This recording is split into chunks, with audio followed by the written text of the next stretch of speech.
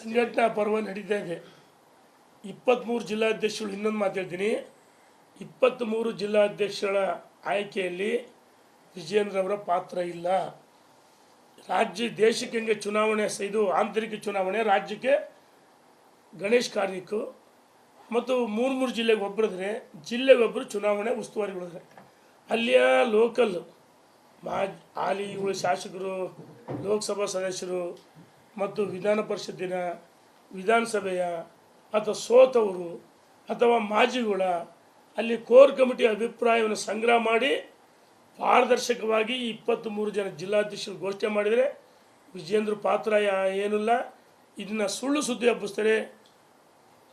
ಹಾಗಾಗಿ ಈ ಸಂಘಟನಾ ಪರ್ವ ಇನ್ನೂ ಇದೆ. ಇದು ಮುಗಿದಾದ ನಂತರ ಯಡಿಯೂರಪ್ಪನ ಹುಟ್ಟುಹಬ್ಬವನ್ನು ನಾವು ಮಾಡ್ತೀವಿ. ಲಿಂಗಾಯತ ನಾಯಕರು 3-4 ಜನ ಮಾತ್ರ ಇರೋದು. ಎಲ್ಲ ಲಿಂಗಾಯತ ನಾಯಕರು ಕೂಡ ಯಡಿಯೂರಪ್ಪನ ಮತ್ತೆ ವಿಜೇಂದ್ರ ಜೊತೆ ಇಲ್ಲ. ಪೇಮೆಂಟ್ ಮಾಡಿರ್ತಕ್ಕಂಥ ಸ್ವಾಮೀಜಿಗಳು 2-3 ಜನ ಇದ್ದಾರೆ ಅನ್ನುವಂಥ ಮಾತನ್ನು ಯತ್ನಾಳ್ ಹೇಳಿರೋದು.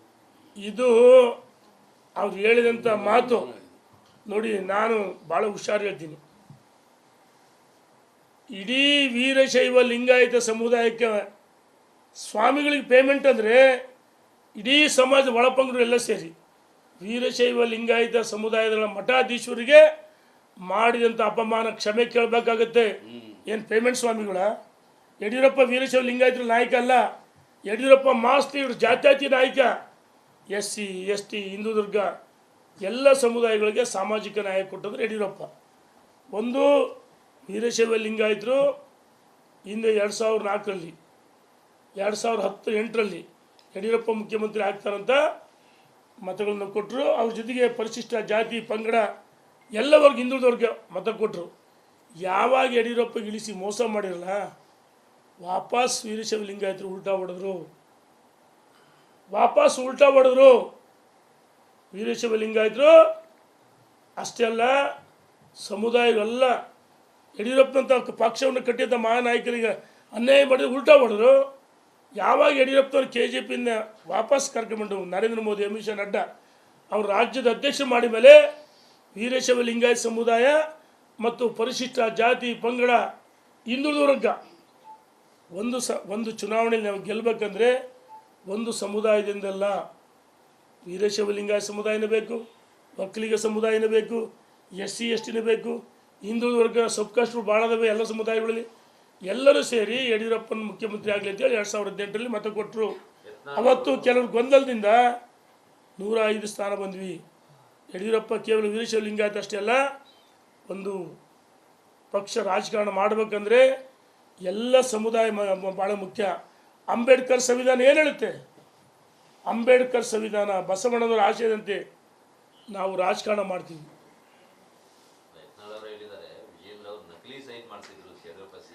ನಾಚಿಕೆ ಆಗಬೇಕು. ಹೇಳ್ತಿಲ್ಲ, ನೀನು ಬಂಡವಾಳ ಎಲ್ಲ ಬಿತ್ತೀವಿ ಅಂತ ಹೇಳಿದ್ದೀನಿ. ನೀನು ಲಾರಿ ಬಸ್ಸಲ್ಲಿ ಟಿಕೆಟ್ ಗೊತ್ತಿದೆಯಾ ನನಗೆ? ಇನ್ನೂ ಭಾಳ ಅದು ಇತಿಹಾಸ ಎಲ್ಲವೂ ಹೇಳ್ತೀವಿ. ನಾವೇನು ಅಗರ್ಭ ಶ್ರೀಮಂತರ ಮಕ್ಕಳಲ್ಲ. ಎಲ್ಲವೂ ಸಮಯ ಬರುತ್ತೆ.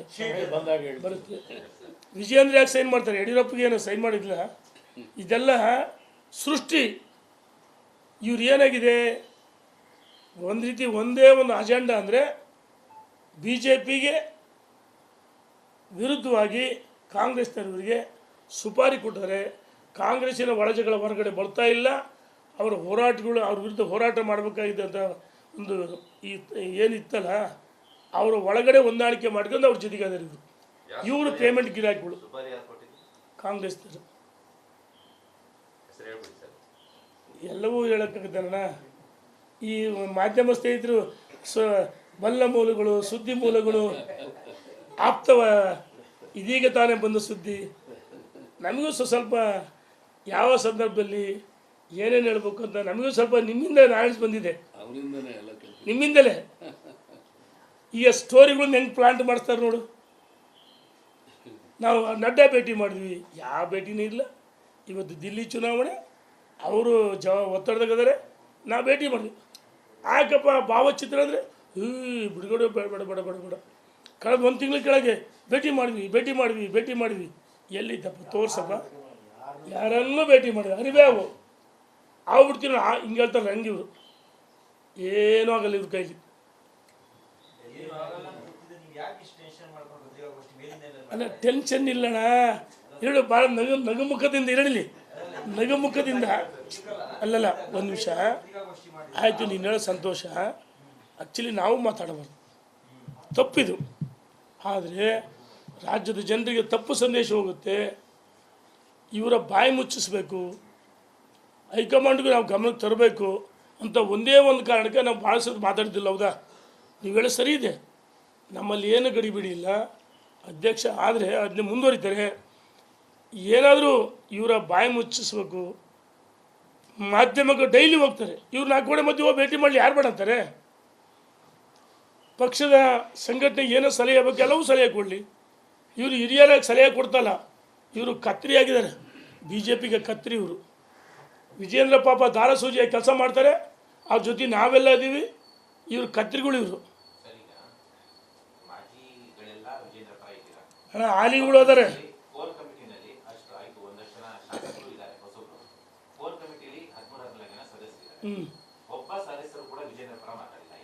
ಯಾವಾಗ ಮಾಧ್ಯಮಕ್ಕೆ ಮುಂದೆ ನಾಯಕರು, ಮಾಜಿ ಮುಖ್ಯಮಂತ್ರಿಗಳು, ಮಾಜಿ ಸಂಸದರು, ಮಾಜಿ ಸಚಿವರು ಅಂತ ಅನ್ಸ್ಕೊಂಡಿರುವ ಹಿರಿಯ ನಾಯಕರುಗಳು ಯಾರು ಕೂಡ ವಿಜೇಂದ್ರ ಪರ ಮಾತಾಡಿಲ್ಲ. ಈಗ ಎಲ್ಲ ತಟಸ್ಥ ಬಣ ಅಂತ ಗುರುತಿಸ್ಕೊಂಡ್ರೆ ಯಾರು ಕೂಡ ವಿಜೇಂದ್ರ ಪರ ಮಾಧ್ಯಮದ ಎಲ್ಲೋ ಒಂದ್ ಕಡೆ ಪರಿಸ್ಥಿತಿ ನಾಯಕರು, ಕೋರ್ ಕಮಿಟಿ ಸದಸ್ಯರು ವಿಜೇಂದ್ರ ವಿರುದ್ಧ ಇದ್ದಾರೆ ಅಂತ ಅಲ್ವಾ?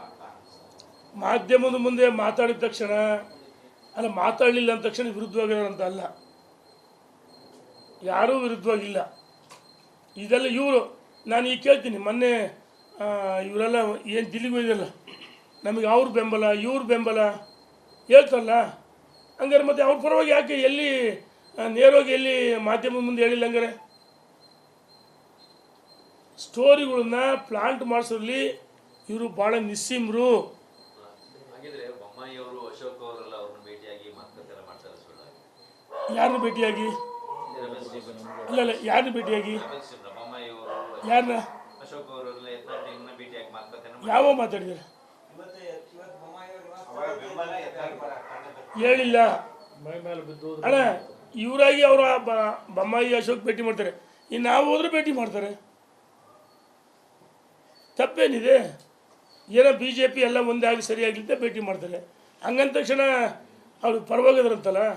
ಇನ್ನೂ ಒಂದು ಸುದ್ದಿ ಮಾಡಿಸ್ಯಾರೆ, ಕೋರ್ ಕಮಿಟಿ ಸದಸ್ಯರು ನಮಗೆ ಸಹಿ ಮಾಡಿ ಕೊಟ್ಟಿದ್ದಾರೆ, ತೋರ್ಸಪ್ಪ ಪತ್ರನ.